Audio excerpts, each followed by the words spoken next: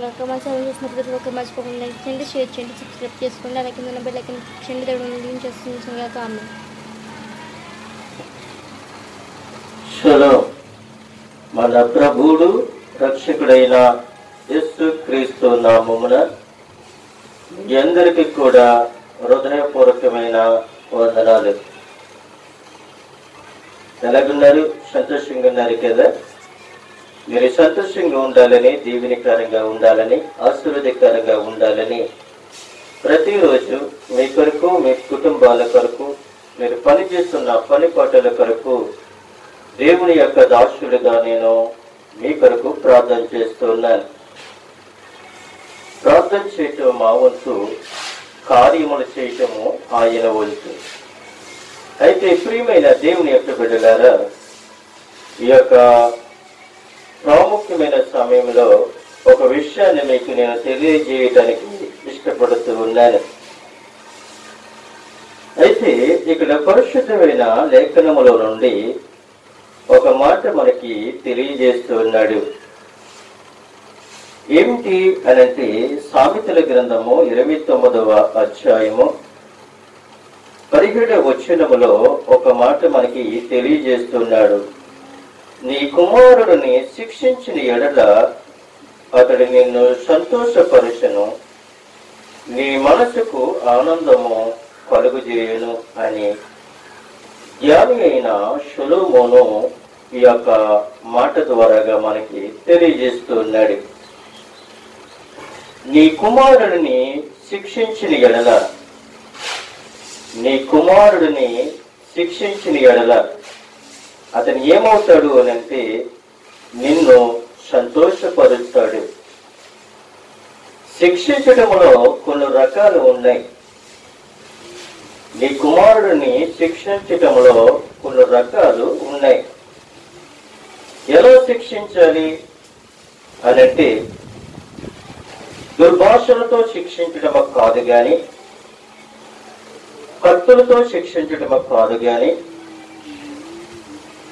లేక చెడు మాటలతో శిక్షించటము కాదు గాని, నీ కుమారుడిని ఎలా శిక్షించాలి అనంటే, దేవుని యొక్క వాక్యం ద్వారాగా గద్దించాలి.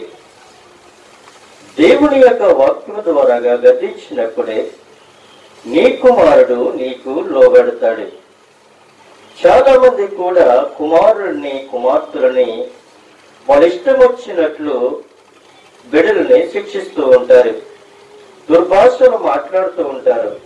నువ్వెందుకు పనికిరాని వాడువురా అని అంటారు. నువ్వెందుకు పనిచేయలేని వాడువురా అని అంటారు.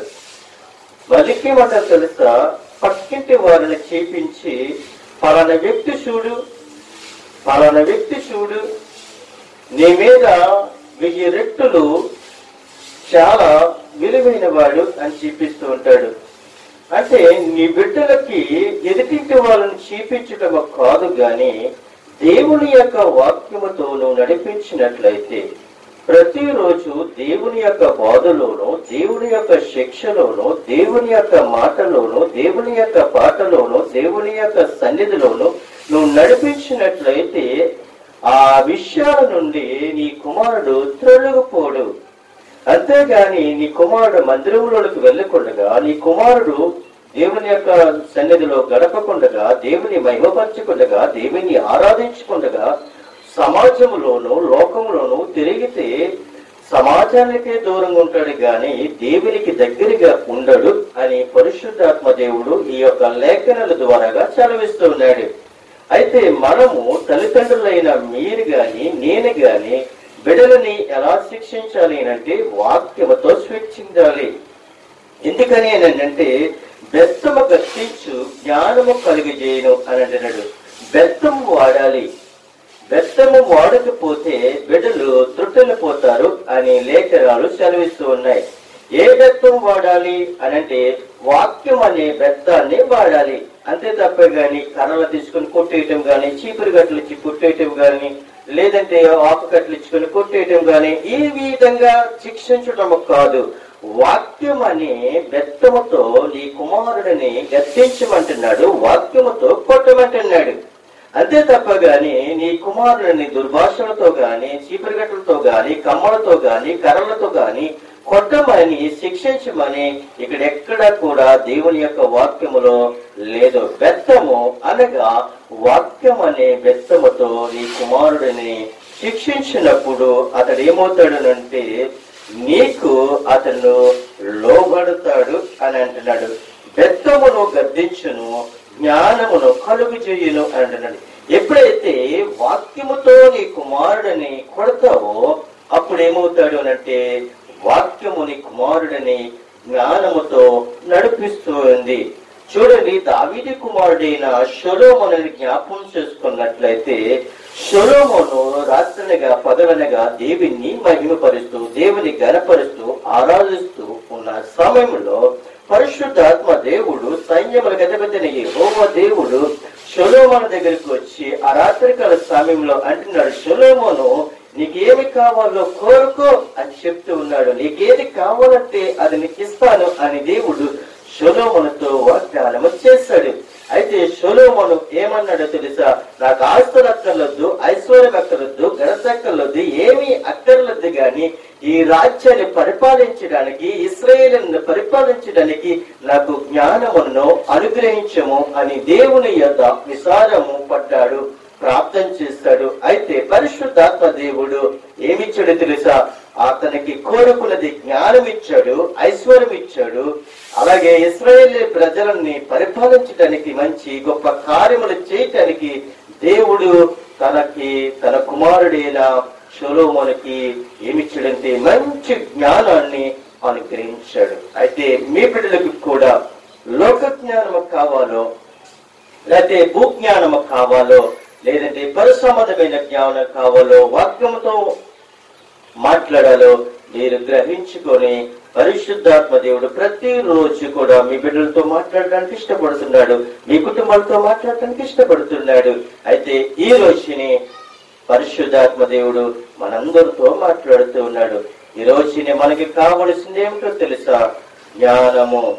జ్ఞానము లేకపోతే నీవైనా నేనైనా బిడ్డలని పోషించలేము, సంరక్షించలేము, వాళ్ళని అదుపులోనికి మనము తీసుకుని రాలేము. ఎందుకంటే నీ కుమారుని శిక్షించిన ఎడల అతడు నిన్ను సంతోషపరుచును. వాక్యముతో ఎప్పుడైతే నువ్వు శిక్షిస్తావో, బంధిస్తావో, వాక్యము ద్వారా నువ్వు ఎప్పుడైతే నడిపిస్తావో అప్పుడు నీకు సంతోషం కలుగుతుంది, నీ కుమారుడికి సంతోషము కలుగుతుంది. రెండోదిగా ఏం కలుగుతుంది అంటే నీ మనసుకు ఆనందము కలుగుతుంది. నా కుమారుడు దేవుని పట్ల భయభక్తులు కలిగి నడుచుకుంటున్నాడు, నా కుమారుడు దేవుడి పట్ల చాలా సంతోషంగా జీవిస్తూ ఉన్నాడు, దేవునిలో ఎంతగానో ఎదుగుతూ ఉన్నాడు, అతనికి ఎటువంటి ప్రమాదము జరగదు. ఎందుకనంటే నీ కుమారుడు నిత్యముని సన్నిధిలో, దేవుని యొక్క సన్నిధిలో నడిచినప్పుడు, దేవుని యొక్క సన్నిధిలో నిత్యము ఆరాధించినప్పుడు ఏ దుష్టులు కూడా నీ కుమారుని గాని నీ కుమార్తెని గాని వెంటాడదు అని పరిశుద్ధాత్మ దేవుడు మనందరితో మాట్లాడుతూ ఉన్నాడు. ప్రియమైన దేవుని యొక్క బిడ్డలారా, ఈ రోజుని కొద్ది నిమిషాలు దేవుని యొక్క వాక్యాన్ని మనము పంచుకోబోతున్నాం. ఎందుకనంటే మరి 2 వారాలు దేవుని యొక్క వాక్యాన్ని మీకు నేను అందించలేకపోయాను. అయితే యూట్యూబ్ లో వింటున్న బిడ్డలైనా కావచ్చు, ఫేస్బుక్ లో వింటున్న బిడ్డలకైనా కావచ్చు, ఇన్స్టాగ్రామ్ లో వింటున్న బిడ్డలకైనా కావచ్చు, అలాగే వాట్సాప్ లో వింటున్న బిడ్డలైనా కావచ్చు, ఎక్కడైనా ఎవరైనా ఎంతమంది వింటున్న బిడ్డలందరికీ కూడా నా ప్రత్యేకమైన వందనాలండి. ఎందుకంటే 2 వారాల్లో దేవుని యొక్క వాక్యాన్ని మీకు నేను అందించలేకపోయాను. ఈ రోజుని మళ్ళీ తిరిగి దేవుని యొక్క సన్నిధిలో దేవుని యొక్క వాక్యాన్ని మీకు అందించడానికి దేవుని యొక్క దాసుడుగా నన్ను నిలబెట్టుకుని ఉన్నాడు. అయితే ప్రతిరోజు కూడా మళ్ళీ ఎడతెగకుండా మీకు దేవుని యొక్క వాక్యాన్ని అందించడానికి ఇష్టపడుతూ ఉన్నాను. ప్రియమైన దేవుని యొక్క బిడ్డలారా, ఈ రోజుని మన కొన్ని అంశాల మీద మనము ధ్యానించుకోబోతూ ఉన్నాము. ఎందుకనంటే పరిశుద్ధాత్మ దేవుడు మనతో ఆయన మాట్లాడుతూ ఉన్నాడు. అంశం ఏమిటి అనగా ఆత్మీయ పోరాటం. ఈ ఆత్మీయ పోరాటంలో 4 భాగాలు మనము చూస్తూ ఉన్నాం. ప్రియమైన దేవుని యొక్క బిడ్డలారా, ఆత్మీయ పోరాటములో మొట్టమొదటి పోరాటము మనము దేవునితో వ్యక్తిగత సంబంధము కలిగి ఉండాలి. మొదటి మాటగా మనం చూసినట్లయితే మనము దేవునితో వ్యక్తిగత సంబంధము కలిగి ఉండాలని పరిశుద్ధాత్మ దేవుడు మనందరితో ఈ రోజుని అపోస్తల కార్యములు 19వ అధ్యాయము మరి 13వ వచనము నుండి మరి 16వ వచనం వరకు కూడా మనము చదువుకొని ఆ మాటలు మనము ధ్యానించుకుందాం. ఆత్మీయ పోరాటములో ఒక అంశము ఏమిటి అనగా మనము దేవునితో వ్యక్తిగత సంబంధము కలిగి ఉండాలి. అయితే ప్రియమైన దేవుని యొక్క బిడ్డలారా, అపోస్తల కార్యములు 19వ అధ్యాయము 13వ వచనము నుండి 16వ వచనం వరకు కూడా మనము చదువుకొని ధ్యానించుకుందాం. చూడండి, నాతో కూడా ఈ పరిశుద్ధమైన గ్రంథాలను తెలిసినట్లయితే మీరు కూడా చదవండి.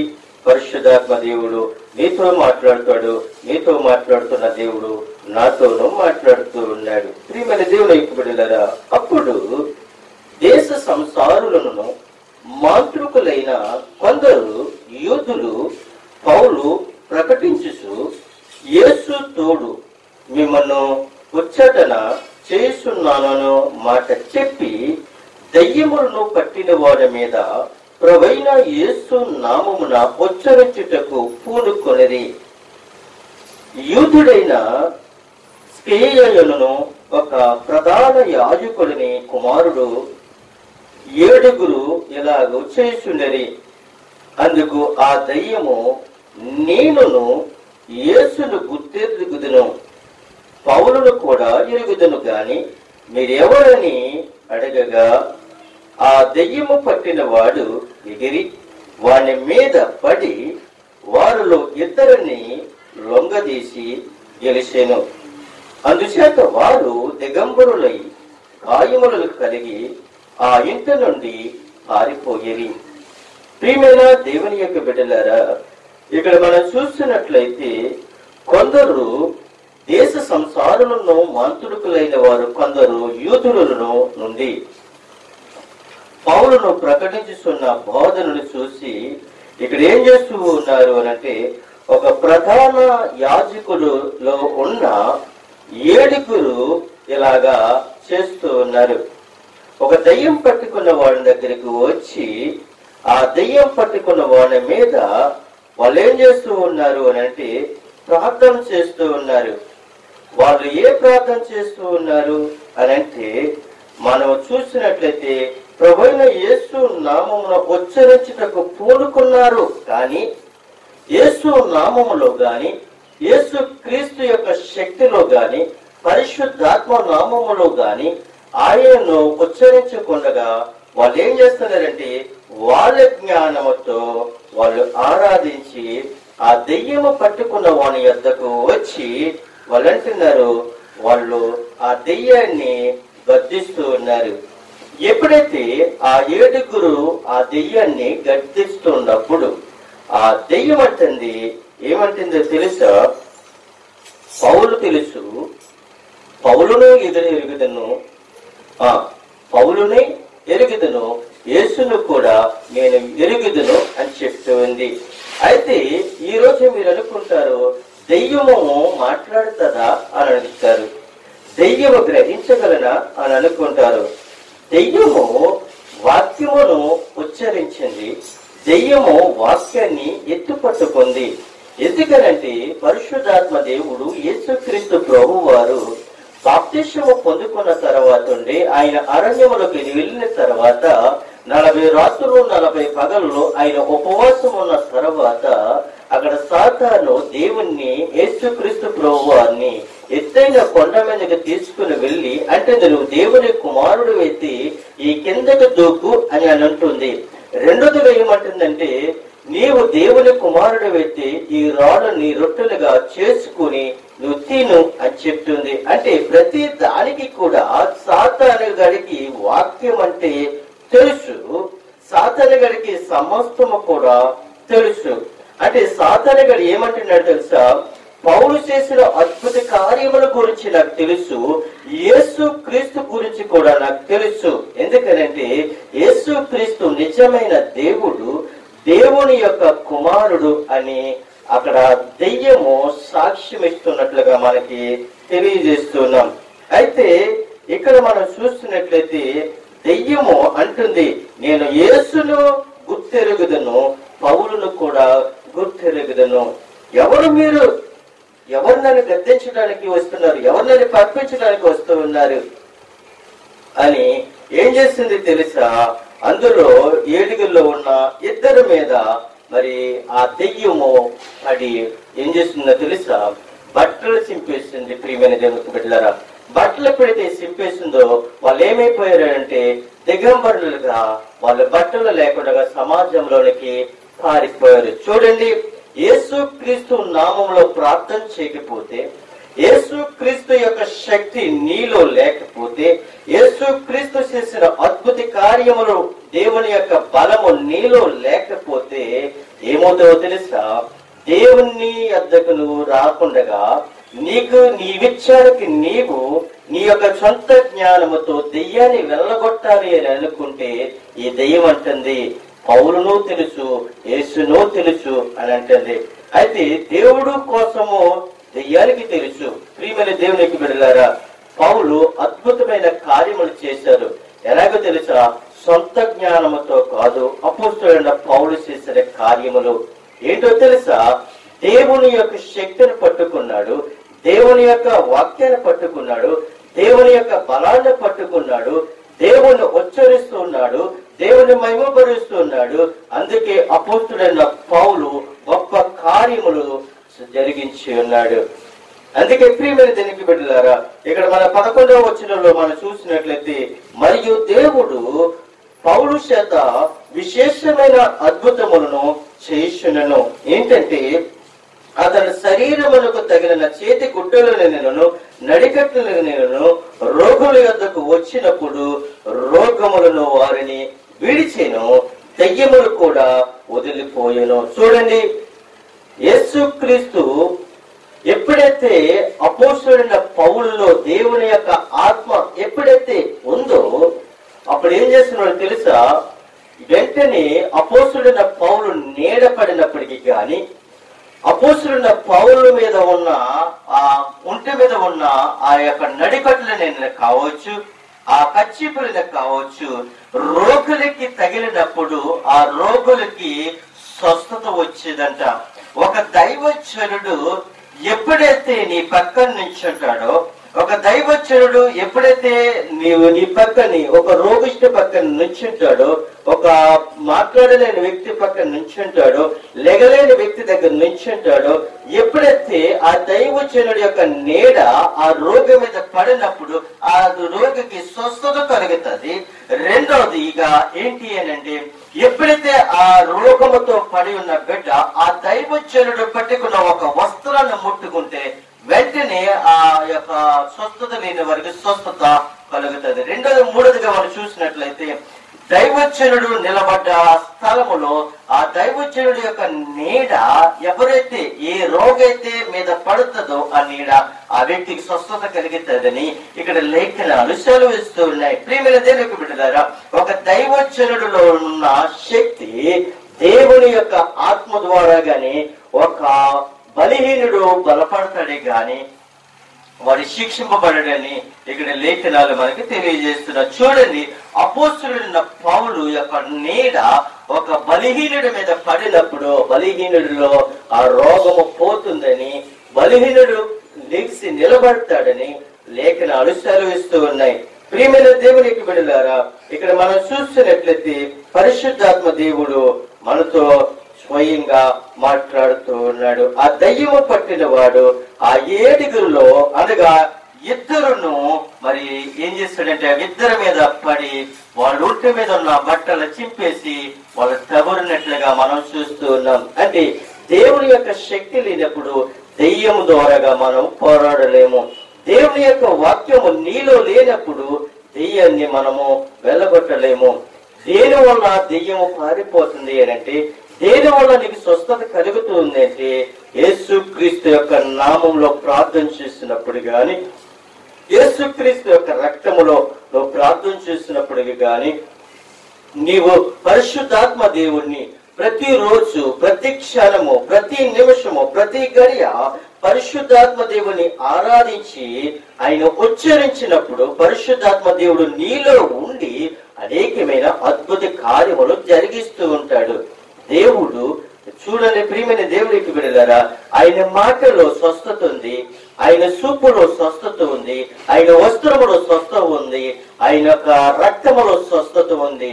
యేసుక్రీస్తు ప్రభువు వారు లాజరు సమాధి చేయబడి 4 దినాలు అయిపోయిన తర్వాత ఉండి సమాధి వద్దకు వచ్చి నిలబడి లాజరును పిలుస్తున్నాడు. లాజరు లోన నుండి బయటికి రా అని చెప్తూ ఉన్నాడు.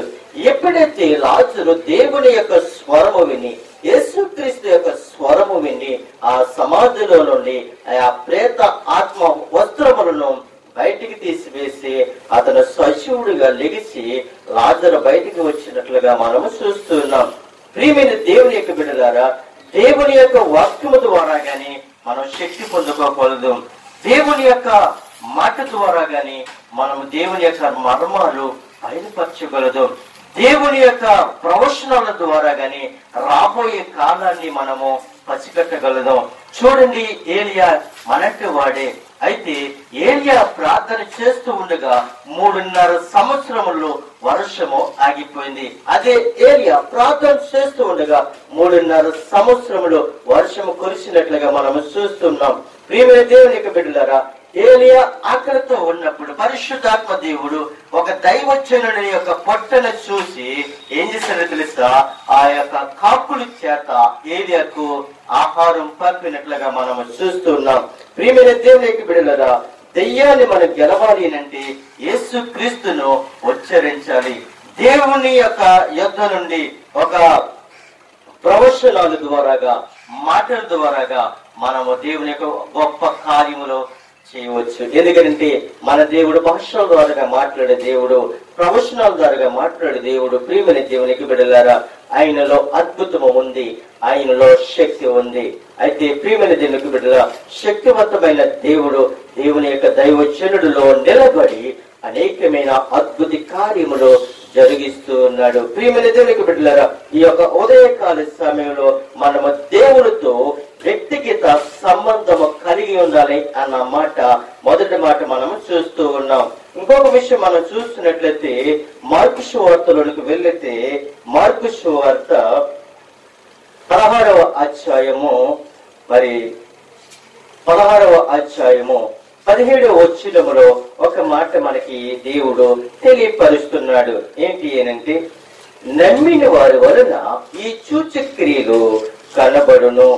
ఎలయనగా ప్రియమైన దేవునికి బిడ్డలారా, నమ్మిన వారి వలన ఈ సూచక్రియలు కనబడును. అయితే ఇక మూల పటములో మనకేం కనబడుతుంది? ఈ యొక్క మూల భాషలో మనకేం కనబడుతుంది అంటే, నమ్మిన వారిని ఈ సూచక్రియలు వెంబడించును అన్న విషయాన్ని ఇక్కడ మనకి కనబడుతూ ఉంది. నా నామమున దయ్యములను వెళ్ళగొట్టబడుదురు, క్రొత్త భాషలు మాట్లాడుదురు, పాములను ఎత్తుపట్టుకుందురు, మరణకరమైన ఏదైనా తాగిననో అది వారికి హాని చేయదు, రోగుల మీద చేతులుంచినప్పుడు వారు స్వస్థత నొందుదరని వారితో చెప్పాను. ప్రియమైన దేవుని యొక్క బిడ్డలారా, ఇక్కడ పరిశుద్ధాత్మ దేవుడు యేసుక్రీస్తు ప్రభు వారు 11 మంది శిష్యులను భోజనమును కూర్చున్నప్పుడు వారికి ఏం చేస్తున్నాడనంటే, మరి ఆయన చక్కగా వారికి బోధిస్తూ ఉన్నాడు. ఏమని బోధిస్తూ ఉన్నాడు అనంటే, మీరు సర్వలోకములకు వెళ్ళి సర్వ సృష్టికి సువార్తను ప్రకటించండి అని చెబుతూ, నమ్మి బాప్తిస్యం పొందుకున్నవాడు రక్షింపబడును, నమ్మని వానికి శిక్ష విధింపబడును అని అంటున్నాడు. అయితే నమ్మి బాప్తిస్యము పొందుకున్నవాడు రక్షింపబడతాడు అని అంటున్నాడు. మనము నమ్మాలి, విశ్వసించాలి. మనము దేవుని యొక్క సన్నిధిలో ఆయన యొక్క ఋషిని మనము ఎరిగి ఉండాలి. ఎప్పుడైతే నమ్మి విశ్వసిస్తామో అప్పుడు మనం ఏమవుతామో అంటే రక్షింపబడతాము అని అంటున్నాడు. నమ్ముట నీ వలనైతే నమ్ము వారికి సమస్తమును సాధ్యమే అని అంటున్నాడు. అయితే నమ్మి బాప్తిసం పొందిన వాడు ఏమవుతాడంటే రక్షింపబడతాడు. నమ్మని వారికి ఏం కలుగుతుంది అని అంటే శిక్ష విధింపబడుతుంది. దైవజనుడు శిక్షించడు గాని, సంఘము శిక్షించదు గాని, గ్రామము శిక్షించదు గాని, శిక్షించేవాడు పరిశుద్ధాత్మ దేవుడే. శిక్షించిన వాడు పరిశుద్ధాత్మ ప్రభువే. శిక్షించేవాడు ప్రభువైన యేసుక్రీస్తే. ఎప్పుడైతే నువ్వు రక్షింపబడతావో అప్పుడు నువ్వేం చూస్తావు అంటే గొప్ప సూచక్రియలను చూస్తావు. ఏంటి ఆ సూచక్రియలు అనంటే, నా నామమున దెయ్యములను వెళ్ళగొట్టెదరు. యేసుక్రీస్తు నామములోనే దెయ్యములు వెళ్ళగొట్టగలదు. యేసుక్రీస్తు యొక్క రక్తములోనే దెయ్యములను మనము వెళ్ళగొట్టగలం. యేసుక్రీస్తు యొక్క వాక్యము ద్వారాగానే మనము దెయ్యములను వెళ్ళగొట్టగలదు. ప్రియమైన దేవునికి బిడ్డలారా, నువ్వు నమ్మినట్లయితే కొత్త భాషలు మాట్లాడగలదు. పరిశుద్ధాత్మ దేవుడు నీకు అన్య భాషలు నేర్పించగలదు. ఎందుకనంటే దేవునికి నరుడికి మధ్యవర్తి యేసుక్రీస్తు అయి ఉన్నాడు. ఎప్పుడైతే నువ్వు మోకరించి ప్రార్థన చేస్తావో, ఎప్పుడైతే నువ్వు మోకరించి ప్రార్థన చేసినప్పుడు గొప్ప భాషల ద్వారా నువ్వు మాట్లాడుతావో, మాట్లాడుతున్న దేవుడు యేసుక్రీస్తు ప్రభువు నువ్వు అనుకుంటావు. నిన్నటి వరకు ఓ ప్రార్థన చేశాడు, ఇప్పుడు మరి యొక్క ప్రార్థన చేశాడు. నిన్నటి వరకు తెలుగులో ప్రార్థన చేశాడు, ఇప్పుడు భాషల ద్వారా ప్రార్థన చేస్తున్నాడు. నిన్నటి వరకు మాకు అర్థమయ్యింది, ఇప్పుడు మాకు అర్థం కాలేదు అని మనుషులు అనుకుంటూ ఉంటారు. అయితే ప్రియమైన దేవునికి బిడ్డలారా, నిన్నటి వరకు కూడా అతను మామూలుగానే ప్రార్థన చేశాడు. కానీ ఈ రోజుని పరిశుద్ధాత్మ దేవుడు దేవుని యొక్క ఆత్మ ద్వారా ప్రార్థన చేస్తున్నప్పుడు పరలోకం నుండి భూలోకానికి ఆ యొక్క దైవజనుడి మీద కావచ్చు, ఆ పరిశుద్ధుడి మీద కావచ్చు, ఆ సంఘ బిడ్డల మీద కావచ్చు, దేవుని యొక్క ఆత్మ దిగి వచ్చి భాషల ద్వారా మాట్లాడుతున్నప్పుడు, భాషల ద్వారా మాట్లాడుతున్న వ్యక్తి దేవుడితో మాట్లాడుతున్నాడు గాని మనుషులతో కాదని పరిశుద్ధాత్మ దేవుడు మాట్లాడుతూ ఉన్నాడు. కొత్త భాషలో మాట్లాడుదురు అని అంటున్నాడు. మూడోదిగా మనం చూసినట్లయితే పాములను ఎత్తి పట్టుకుందరు. నిజమే, ఈ రోజుని చాలా మంది కూడా పాములతో ఆడుకుంటూ ఉన్నారు. పామును చూస్తే కొట్టుతున్న చంపేస్తారు కొంతమంది.